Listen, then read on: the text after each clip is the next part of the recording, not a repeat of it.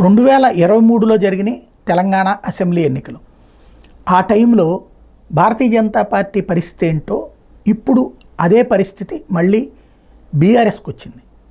ఆనాడు అసలు అప్పుడే కరెక్ట్గా బండి సంజయ్ని మార్చడం, ఆ పరిణామాలతో ఒక్కసారిగా బిత్తరపోయి స్తంభించిపోయారు భారతీయ జనతా పార్టీ క్యాడర్. ఎందుకు చేశారో కూడా ఎవరికీ తెలియలేదు. ఆ ఇంపాక్ట్తో అటు కాంగ్రెస్ వర్సెస్ అప్పటిదాకా బీఆర్ఎస్ వర్సెస్ బీజేపీ దగ్గర నుంచి కాంగ్రెస్ వర్సెస్ బీఆర్ఎస్కి వెళ్ళిపోయింది. అలాంటి సిచ్యుయేషన్ ఇప్పుడు బీఆర్ఎస్కి వచ్చింది.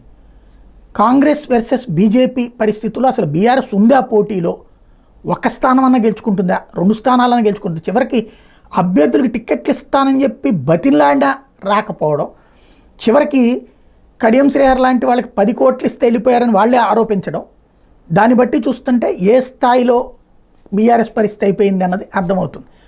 అలాంటి దశ నుండి కేడర్లో ఒక నిర్లిప్తత వచ్చేసింది. ఏం చేయాలో అర్థం కావట్లేదు.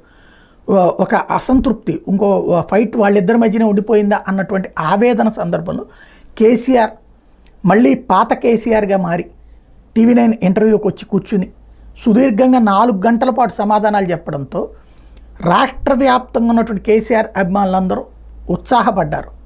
కేడర్కి మళ్ళీ ఉత్సాహం వచ్చింది. అంటే ఈ 10 ఏళ్ల అహంపూరితమైనటువంటి ధోరణితో సమాధానాలు చెప్పని నాయకత్వం తరహాలో వెళ్ళిపోయినటువంటి స్టేజ్ నుంచి మళ్ళీ జవాబుదారీతనంతో కూడినటువంటి కేసీఆర్ వచ్చారని సంతోషపడుతున్నారు. ఓవరాల్గా మళ్ళీ ఈ ఎలక్షన్లో అసలు బీఆర్ఎస్ ఉందా లేదా అన్న దశ నుండి బీఆర్ఎస్ని పోటీలోకి తెచ్చారు కేసీఆర్.